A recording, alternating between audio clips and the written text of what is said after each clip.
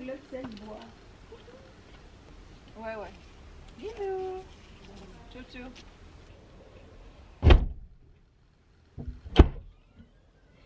Ça ne se ferme pas. Allez, zou. C'est le grand saut.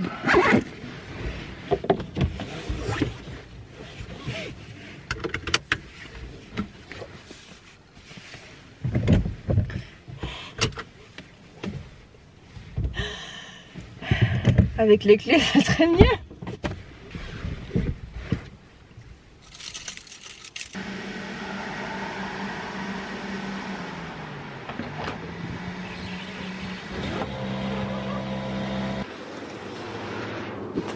Alors, nouvelle feuille. C'est bon, merci. Merci. Non, c'est bon. Ok, merci. Schönen Tag noch. Ade. Coucou tout le monde. J'espère que vous allez bien. Moi, ça va. Il fait beau. Il fait bon. Il fait 15 degrés. La première étape est un petit village, je pense. Oui, je pense que c'est un petit village. Tout proche de la frontière suisse. Bon, on attend un petit coup avant que la carte se charge. En attendant, qu'est-ce que je peux vous raconter ? Mais quoi qu'il en soit, je suis vraiment trop contente de vous retrouver et de vous prendre avec moi et de découvrir et de vous faire découvrir ce coin de France que j'avais vraiment trop hâte de découvrir, notamment par rapport à leurs traditions, aux maisons à colombage, à la bouffe, aux cigognes, tout ça, aux couleurs, aux fleurs. Et ouais, ça va être vraiment trop chouette. Ah, ici, France. Alors, Ferrette. Chut, vous avez rien entendu. Vous avez rien entendu, hein. Péage. T'inquiète, j'ai la vignette. 1h15. Mais en plus de ça, avec ce GPS, il ne reconnaît pas l'autoroute entre Lovresse et Moutier. Et à chaque fois, il croit que je suis dans les champs. Et pendant le trajet, il me dit « Veuillez regagner la route ». Veuillez regagner la route dès que possible. Il me tue ce machin. Là il est quoi? Il est 9h50, 10h moins 10. Et j'arrive à 11h, parfait. C'est parfait. Il y a toujours cette appréhension, tu sais, quand tu pars, de se dire est-ce que j'ai oublié quelque chose? Ma mère me dit toujours, si tu as ton attel, ton porte-monnaie avec de l'argent et ta carte d'identité, enfin ton porte-monnaie avec toutes tes cartes et tout ça, t'as tout. Le reste, tu peux acheter sur place. Elle a pas tort. Elle a pas tort. Non, j'ai jamais mis ma ceinture. Ah, bon, allez. C'est parti.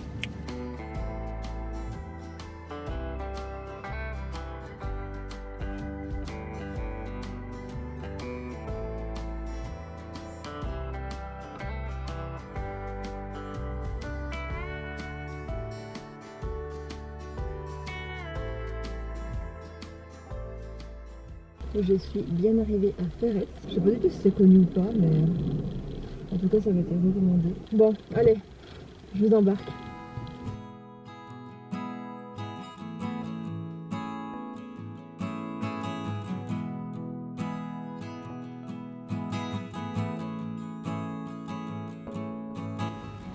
Coucou toi. Coucou. Bonjour. Bonjour. Comment tu t'appelles toi? Tu veux me faire visiter Ferrette? C'est ça? Allez. Allez petit chat. Je te souhaite une bonne journée. Bonne journée. Donc là je vais redescendre et je vais aller au château, ou du moins au ce qu'il en reste, aux ruines du château. Trop chouette, il y a une boîte à livres.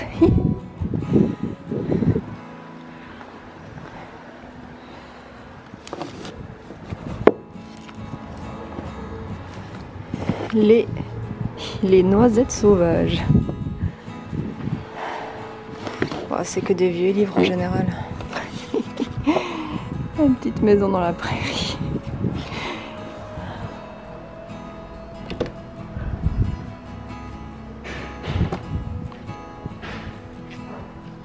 Il y a même des pluches. Enfin voilà, oh là ça, ouf, oula, ça sent le vieux ici. Ça sent le vieux et le renfermé. Allez.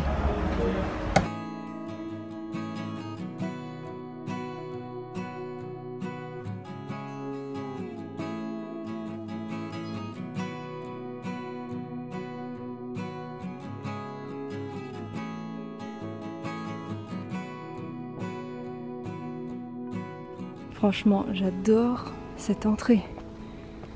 C'est trop mignon. Puis là à côté, c'est vraiment trop beau aussi ça. En tout cas, les hauteurs de Ferrette sont vraiment très jolies. Et il y a même quelques maisons qui sont décorées, qui sont vraiment incroyables. Il y en a une, on dirait que il y a des nains qui vivent dedans. Il y en a une autre également qui était décorée avec la star de l'Alsace, les cigognes. Donc là, on s'apprête à faire une marche jusqu'au château, dans la forêt, comme vous voyez, paisible et vraiment plus frais. Ah, puis avant, j'ai trouvé un espèce de jardin botanique, on peut appeler ça comme ça. J'ai trouvé de la camomille. C'est de la camomille, mais je me souviens plus le nom exact que c'était. Et ça sent... Oh, putain, ça sent vraiment trop bon. C'est incroyable. Je vais me la garder près de moi.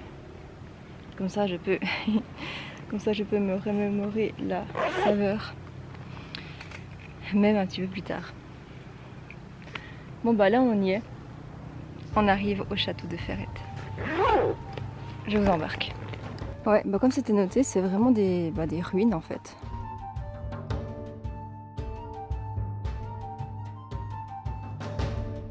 Mentionné dès l'an 1105, le château de Ferrette appartenait au comte de Montbéliard. L'un d'entre eux, Frédéric Ier, en hérita et s'y installa vers 1125. Il prit le nom du village voisin et fonda le comte de Ferrette, l'une des plus puissantes seigneuries de Haute-Alsace au Moyen-Âge. En l'an 1324, Jeanne de Ferrette, fille et héritière du 7e comte, épousa Albert II d'Autriche. Le château, restauré autour de l'an 1446, puis reconstruit en l'an 1488, fut agrandi en l'an 1552. En 1635, pendant la guerre de 30 ans, les troupes françaises provoquèrent un incendie qui détruisit le château supérieur. En 1789, le château inférieur fut également incendié, puis définitivement abandonné. Classé monument historique en 1842, le château a été vendu en 2011 à un particulier. Curieusement, à l'heure actuelle, le prince de Monaco porte encore le titre de comte de Ferrette. Oh, ah ouais, c'est cool. On va les voir déjà par là, puis après on montera. À part ça, il y a vraiment énormément de lézards ici. C'est trop marrant. Et il commence à faire chaud. Ok, donc ça, en fait, où je suis, c'est le logis.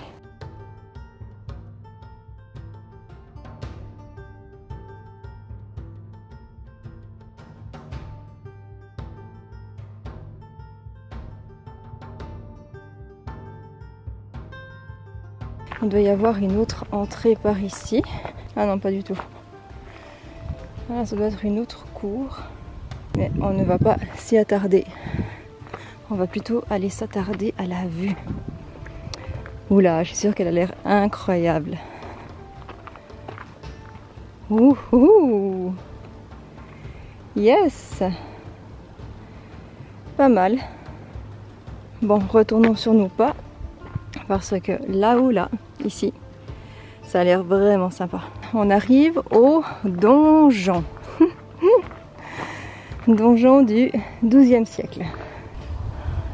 Eh ben, allons-y. Il y a même un drapeau avec 2 poissons. Ça doit être l'emblème de Ferrette à mon avis. Ouais, on est haut quand même. Purée. Ah ouais, donc là on a vraiment une vue, mais vraiment panoramique, hein. Incroyable. Donc là on est en face du massif des Vosges. Et là, qu'est-ce que c'est massif de la Forêt Noire. Juste là, mesdames et messieurs. Si c'est pas cool ça.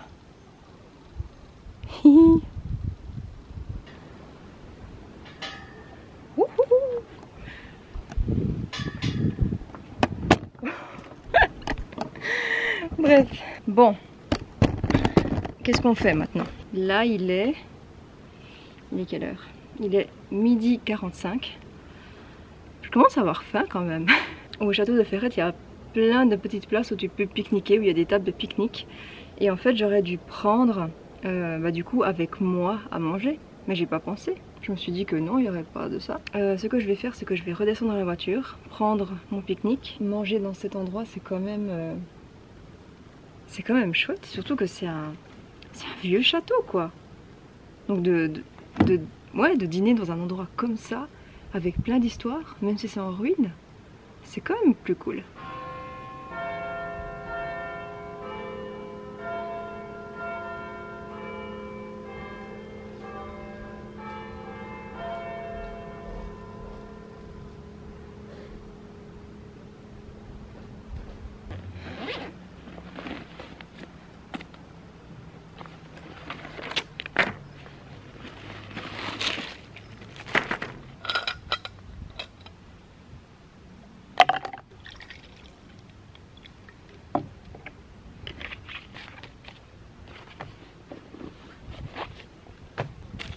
Qu'est-ce que tu veux, toi? Allez, dégage. Voilà, tiens, ça t'est occupé.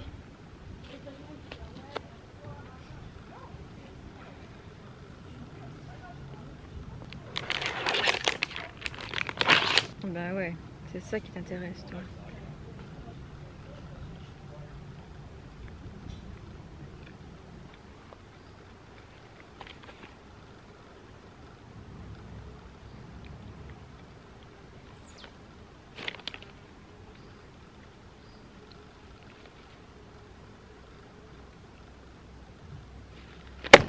Oh, ça fait trop du bien de manger.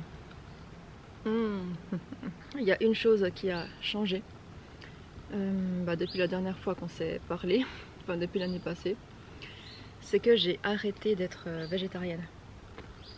J'ai été végétarienne pendant quoi, 2-3 ans. J'ai arrêté en septembre l'année passée, en septembre 2023, parce que à ce moment-là, je cherchais toujours la cause et la raison de mes problèmes de peau, donc à la bouche, aux lèvres.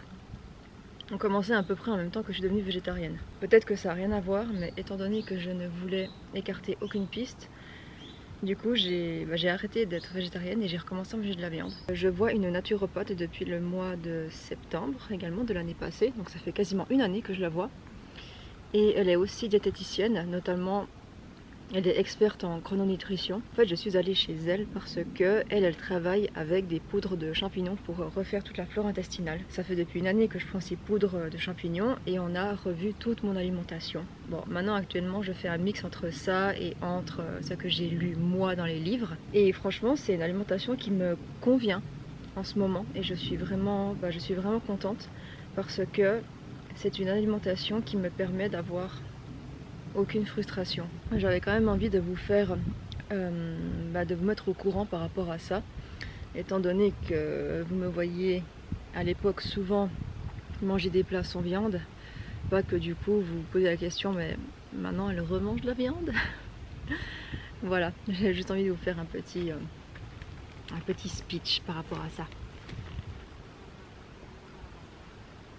Et là il fait bon hein, franchement, il y a un petit vent.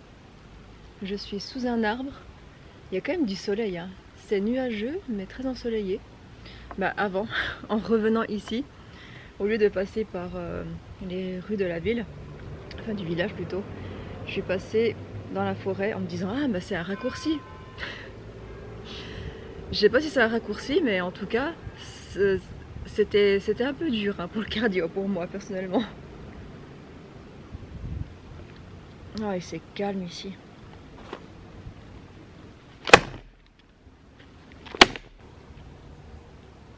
Non mais c'est pas possible. Bon, ça les attire, c'est normal.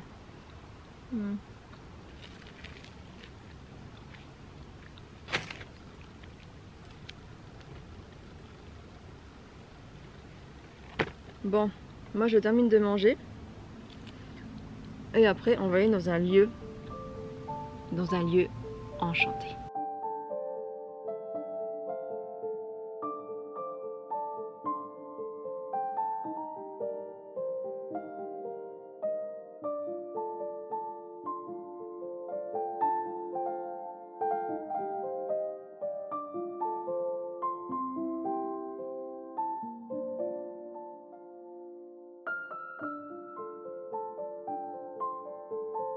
C'est bon, j'ai enfin trouvé la grotte des nains. Et franchement, faut la voir.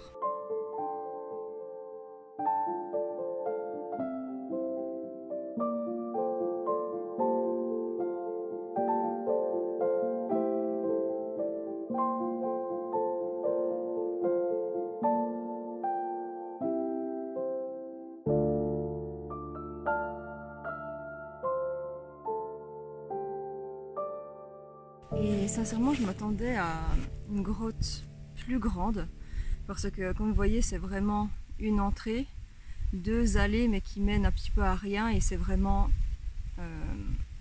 très étroit. Donc c'est pas vraiment une grotte où tu peux aller et puis circuler librement, quoi. Je m'attendais plutôt à ça, mais du coup c'est pas ça. Bon, je ne vous ai pas amené ici uniquement pour aller voir cette mini grotte. J'ai une petite surprise pour vous. C'est ça la surprise.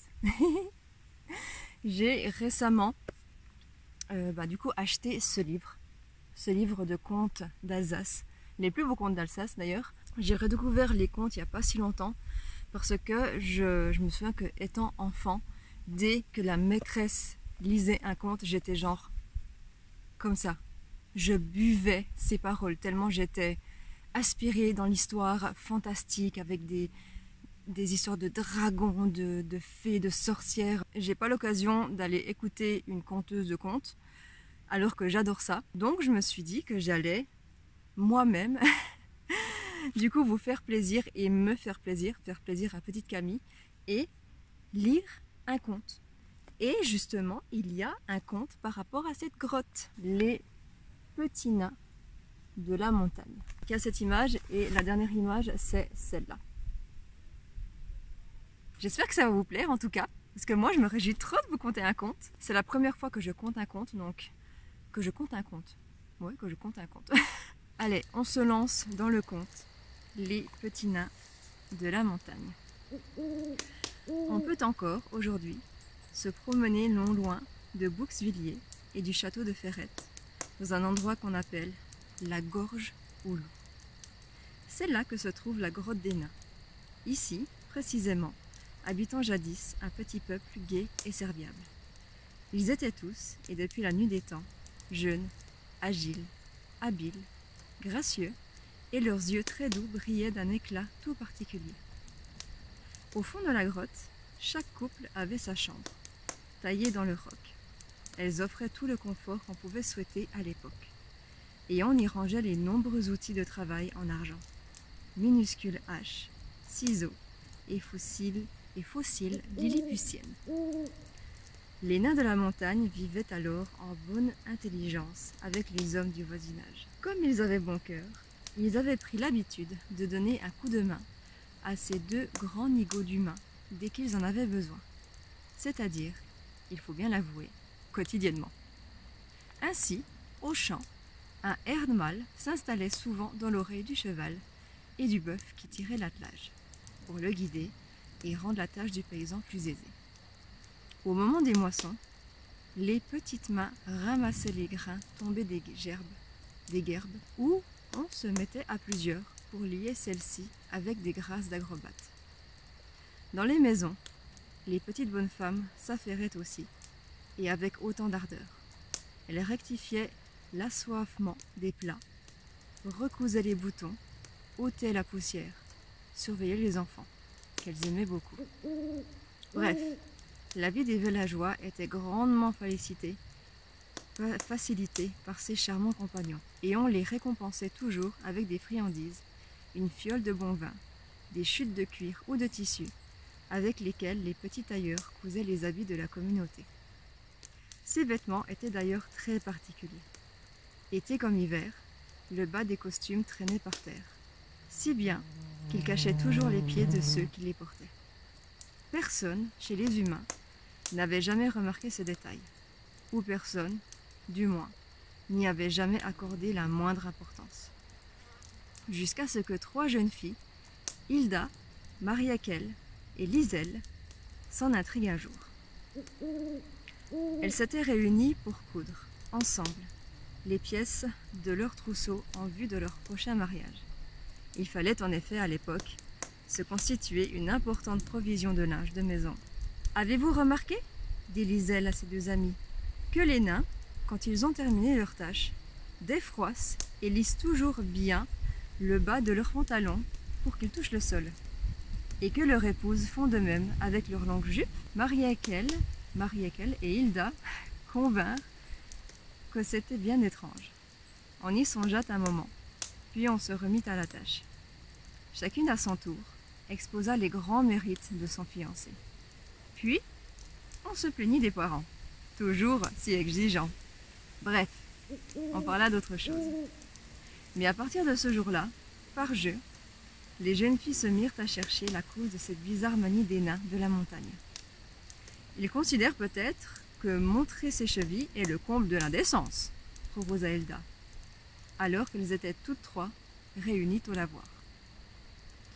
Ils craignent plus que tout d'avoir froid aux pieds, affirma le lendemain Liselle, alors qu'on reprisait, assises au soleil, les accros de chemise. Leur cordonnier est si peu habile qu'ils ont honte de leurs souliers, pouffa Marie-Aquelle le surlendemain, en pleine messe, s'attirant des regards courroucés de l'assistante en prière. Et on renchérit bientôt, jusqu'à avancer les explications les plus loufoques. On imagina que les petits nains n'avaient pas de pieds du tout, ou alors des pieds difformes, avec 12 orteils. Un soir, à la veillée, Liselle fit signe à ses amis de s'approcher d'elle. Puis elle prononça ces paroles à voix basse. « J'ai eu une idée. Pour découvrir la forme des pieds des petits nains, avant d'aller nous coucher, nous irons déposer une fine couche de sable devant leur grotte, de telle façon qu'en sortant, demain matin, ils y laissent leur empreinte. » Ainsi fut fait. Et le lendemain, lorsque les petits êtres sortirent comme chaque jour de leur maison troglodyte, ils ne remarquaient rien. Ils s'en allèrent, pas très réveillés, mais heureux comme à leurs habitudes, rejoindre les grands, sans remarquer que les traces de pas qu'ils laissaient suent dans le sable. De leur côté, les jeunes filles avaient très peu dormi.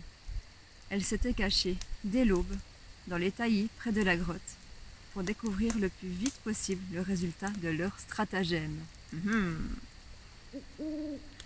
Et bientôt, 3 grands éclats de rire montèrent dans leur gorge, s'envolèrent, s'enflèrent, réveillant les oiseaux et les petites bêtes de la forêt.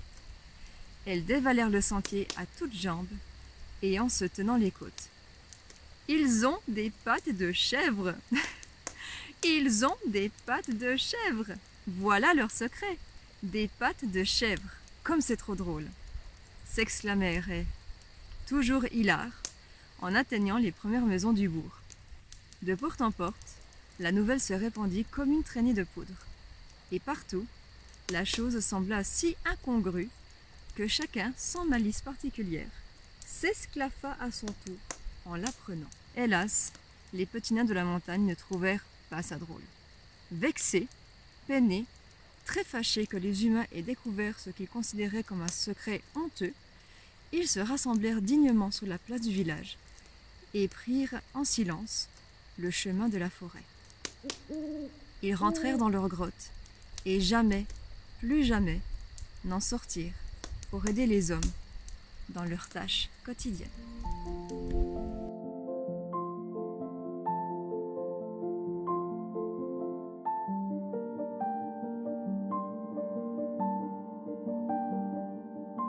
Je suis bien arrivée dans le petit studio que j'ai loué sur Booking à Mulhouse. Je suis arrivée vers les 17 h, j'ai profité de ranger, j'ai pris une douche et maintenant je vais me reposer parce que mine de rien, le fait d'avoir autant marché aujourd'hui, j'ai vraiment pas l'habitude et du coup je vais passer ma soirée tranquille à me reposer, à faire mes petits trucs. Nous sommes le lendemain, je vous retrouve en milieu d'après-midi, il est 3h30. Ce matin, j'ai été me promener dans la ville de Mulhouse pour un petit peu prendre mes marques, m'acclimater. Je suis passée à l'office du tourisme pour prendre beaucoup de brochures. Du coup, ce matin, j'ai été dans un café pour préparer tout ça. Et franchement, j'aurais dû repartir dès que je suis arrivée dans ce café parce que les chaises, c'était que des chaises hautes et j'étais super mal assise. Voilà. Ma foi, tant pis, j'y retournerai plus. En plus de ça, j'y suis allée pour une bonne raison, parce que c'est le café de Guillaume Tell. Oui, je sais, le café était bon, mais rien que pour les chaises, je ne vous conseille pas. Pour commencer, je suis allée au marché du Conal couvert, mais en arrivant, tout était fermé. Je sais pas pourquoi tout était fermé. Pourtant, c'est noté que le mardi, c'est ouvert de 7 h à 17 h, mais je sais pas. J'ai dû tomber sur un jour férié ou peut-être que c'est les vacances. Quoi qu'il en soit, c'est le plus grand marché de l'Est de la France. La halle est datée de 1908 et propose un vaste choix de produits allant des produits frais, bio, au textile, en passant par des fruits et légumes en provenance directe des maraîchers et agriculteurs. Ensuite, je suis allée voir la tour du Bolwerk. Érigée au XIVe siècle, cette tour est un vestige des anciennes fortifications détruite entre 1809 et 1811. Bon, je me suis posé un petit coup. Je sais pas si c'est moi ou si c'est le chaud, mais j'ai plus de force. Je sais pas ce qui m'arrive, mais j'ai les jambes qui tremblent. Quand je levais ma caméra, j'avais plus de force dans les bras. C'est vraiment trop bizarre. Je pense que ça doit être le chaud, je sais pas. Je sais pas. Je sais pas ce qui se passe. Donc ce que je vais faire, c'est que je vais aller m'acheter un truc sucré en mangeant en plus de mon fruit. Et peut-être que ça va un petit peu me... Quand je me suis baladée dans cette rue aujourd'hui, je me suis notée de venir chercher une petite douceur, quelque chose de sucré, juste là. Je me suis pris du coup des macarons de Rigvir. J'ai pris 2 natures, 2 bananes pépites de chocolat et puis elle m'en a également donné un à déguster tout de suite. Trop chou. Donc on va déguster ça juste avec ça. Sur la place, enfin la fameuse place, je me souviens plus comment elle s'appelle, celle-là, où il y a la cathédrale. Quel plan! Celui-là, c'est nature.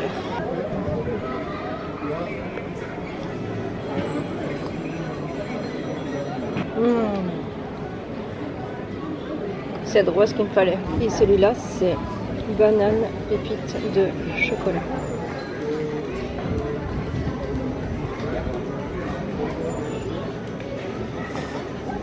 C'est un délice. Voilà, c'est tout pour aujourd'hui. J'espère en tout cas que vous avez apprécié être en ma compagnie et on se voit tout bientôt. Bye bye!